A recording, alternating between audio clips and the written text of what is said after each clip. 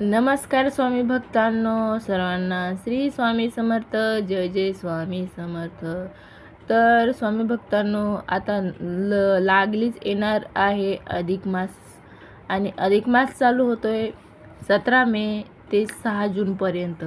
आणि या अधिक मासामध्ये सेवा करणं म्हणजेच आपण अधिक परमेश्वराच्या जवळ जाणं होय. म्हणूनच आपण सेवा कोणत्या करायच्या, कशा करायच्या आणि कशा प्रकारे अधिक मास हा आपण पाळला पाहिजे आणि या अधिक मासाचं फळ काय मिळतं याचा आपण उहापोह या व्हिडिओमध्ये करणार आहोत.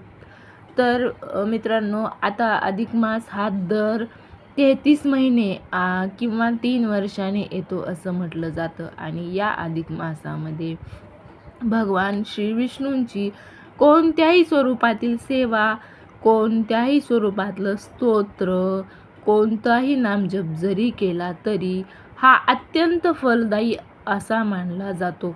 या अधिक मासामध्ये आपण सेवा ही दुपटीनं वाढवली पाहिजे. एरवी आपण जी सेवा दररोज करतो त्यापेक्षा डबल सेवा, अधिक सेवा आपण या अधिक मासात करणं म्हणजेच आपल्या ज्या मनोकामना आहेत त्या मनोकामना पूर्तीसाठी अतिशय उत्कृष्ट प्रयत्न करणं असे होईल. कारण या सेवा प्रत्यक्ष भगवान विष्णूंना पोहोचतात. त्यामुळं तुम्ही जास्तीच्या जरी काही जास्त सेवा जरी नाही घडल्या तरी किमान सतत दिवसभर कोणत्याही वेळेला जरी हातात माळ नाही घेतली तरीही चालत चालत आपलं काम करत करत नाम जप करणे ही अतिशय श्रेष्ठ सेवा समजली जाते. मग आता नामजप म्हणजे कोणता नाम जपायचं, तर कोणतंही नाम जपा तुम्ही. श्री विष्णूंचे असे भरपूर अवतार आहेत. श्री विठ्ठलाचं विठ्ठल विठ्ठल हा नामजप करा, किंवा श्रीरामाचा करा, श्रीकृष्णाचा करा, किंवा दत्तगुरूंचा करा, श्री स्वामी समर्थांचा जरी केला तरीही खूप उत्कृष्ट आहे. आणि सेवा ह्या दिवसभर करत बसण्यापेक्षा चालत चालत नामजप करणं हे किती सोपं आहे. आपण नाम जपण्यासाठी फक्त देवाची आठवण काढण्यासाठी नाही, त्या गोष्टीची आपण दिवसभर आठवण काढत राहतो, नाही त्या गोष्टीमध्ये डोकं लावतो. असे कित्येक दिवस आपले असेच जातात. याचा विचार कर, त्याचा विचार कर, यानं असं केलं, त्यानं तसं केलं. या सर्व गोष्टीमध्ये आपला टाईम आणि एनर्जी वाया घालण्यापेक्षा तुम्ही परमेश्वराची आठवण काढा. परमेश्वर नक्कीच तुम्हाला तारणार आहे.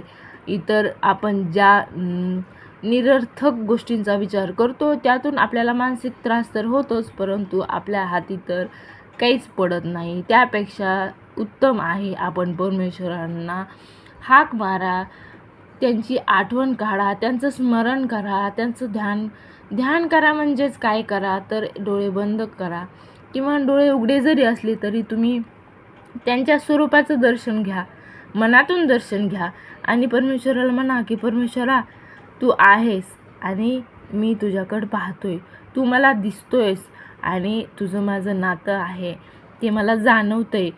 अशा प्रकारे जर आपण परमेश्वराची आठवण केली आणि जरी आपण जाऊन बाहेरून झाडाची किंवा विकत आणून परमेश्वराच्या पायावर फुलं नाही ठेवू शकलो, त्यांना पाणी घेऊन आंघोळ नाही घालू शकलो, तरी तुम्ही स्मरण करा.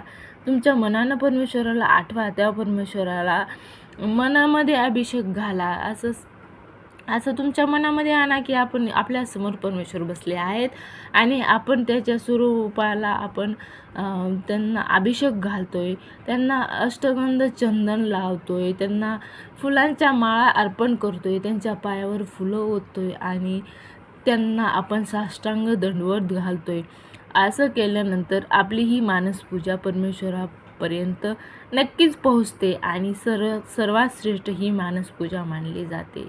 तुमच्याकडे काहीही नसू द्या, परंतु तुमच्याकडं मन आहे आणि ते तुम्ही परमेश्वराच्या चरणी लावलं आणि त्या मनामध्ये परमेश्वराची भक्ती जागवली तर यापेक्षा श्रेष्ठ भक्ती कोणतीच असू शकत नाही. तुम्हाला अधिक मासामध्ये सेवा करायची आहे तर नामस्मरणासोबत या परमेश्वराची भक्ती अशी करा आणि स्मरण करून परमेश्वराला अंतःकरणातून, चित्तामधून ज्या काही गोष्टी तुम्हाला समर्पित करायच्या आहेत त्या डोळे बंद करून परमेश्वराच्या चरणी व्हा. फुलं वाहा. तुम्ही असं कुठं दररोज जाऊन कमळाची फुलं आणून परमेश्वराच्या गळ्यात माळ घालून वाहू शकतो का परमेश्वराच्या चरणावर? नाही. सांगा मला काय लागणार आहे अशी मानसपूजा करायला? तुम्हाला 1 रुपयाचा देखील खर्च येणार नाही आणि तुम्हाला परमेश्वराची प्राप्ती होणार आहे. तुम्ही परमेश्वराच्या स्वरूपाच्या जवळ अंतःकरणामधून जाणार आहेत.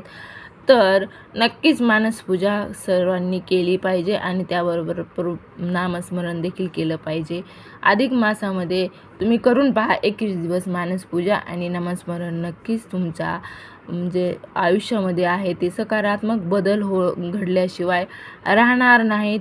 आणि इतर राहिलं काही स्तोत्रपठण करायचे असतील किंवा काही पारायणे करायचे असतील तर त्यासाठी देखील हा महिना अतिशय उत्तम मानला जातो. या महिन्यामध्ये असं म्हटलं जातं की अधिकम अधिक्यस्य, म्हणजे जितकंच तुम्ही अधिक कराल थोडंसं तर त्याचं अधिक फळ तुम्हाला भेटणार आहे.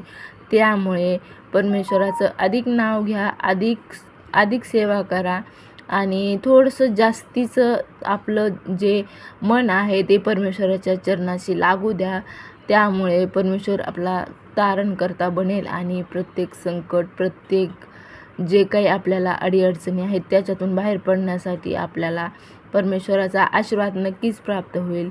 त्याच्यामुळं सेवा करायला कमी पडू नका आणि हा महिना अतिशय उत्तम आहे. काही थोडंफार तुम्हाला दान करायचं असेल तर दान करण्यासाठी जरी तुम्ही सोनं, चांदी अशा महागड्या गोष्टी दान नाही करू शकलात तरी तुम्ही तुमचं जे काय आहे ती तुमच्याकडे जे छोटी गोष्ट आहे, केवळ पाणी जरी असेल तर तुम्ही या कडक उन्हामध्ये पाण्याचं दान करू शकतात. तेवढंही नाही जमेल तर तुम्ही तुमच्या सेवेचं दान करू शकतात. तुमची सेवा परमेश्वराच्या चरणी दान करा आणि त्याचं फळ प्राप्त करून घ्या. या अधिक मासाचा जास्तीत जास्त सेवेसाठी उपयोग करून घ्या. तुमच्या मुलाबाळांनाही या सेवेमध्ये छोटे नामस्मरण, छोट्या सेवा करायला शिकवा आणि ह्या कलियुगामध्ये आपला जन्म सार्थकी लावण्यासाठी या सेवा करून भगवंतांना प्रसन्न करून घ्या. म्हणजे जो काही घोर कलियुगामध्ये घोर पापांचा जो तांडव झाला आहे तो कमी होण्यासाठी, त्याचा जो ताप आपल्याला लागणार आहे तो ताप कमी होण्यासाठी मदत होईल, नक्कीच मदत होईल. त्यामुळे आपलं जे आध्यात्मिक आपली जी प्रगती आहे ते करण्यासाठी हा अतिशय उत्तम महिना आहे. यामध्ये नक्कीच सेवा करा सर्वांनी आणि या सेवेचं फळ प्राप्त करून घ्या. आपल्या जीवनामध्ये सर्वात महत्त्वाची असते म्हणजे ती लक्ष्मी म्हणजेच पैसा, धन, संपदा. आज कुठलंच काम आहे ते पैशाशिवाय होत नाही आणि जर तुम्ही श्री महाविष्णूंची सेवा केली तर लक्ष्मी आपोआप, जिथे श्री विष्णू तिथे लक्ष्मी असतेच. लक्ष्मी आपल्यावर देखील प्रसन्न होणार आहे. त्याच्यामुळे श्री महाविष्णूंची सेवा करा. लक्ष्मी येण्याचे जे मार्ग आहेत ते आपल्या घरामध्ये लक्ष्मी येण्यासाठीचे मार्ग उघडे होतील आणि सेवा लक्ष्मी मातापर्यंत देखील पोहोचेल. त्याच्यामुळे सेवा करा आणि त्याचबरोबर 1 दिवा मंदिरामध्ये आणि 1 दिवा आपल्या तुळशी मातेला दररोज संध्याकाळी लावायला विसरू नका. नक्कीच आपल्या जीवनामध्ये यामुळे सकारात्मक बदल घडतील. अशा प्रकारे व्हिडिओ जर आवडला असेल तर व्हिडिओला एक लाईक करा आणि आपला जो आध्यात्मिक मार्ग आहे तो सुकर करण्यासाठी सेवा करायला घ्या आणि सेवेकरी घडवायला मदत करा. धन्यवाद.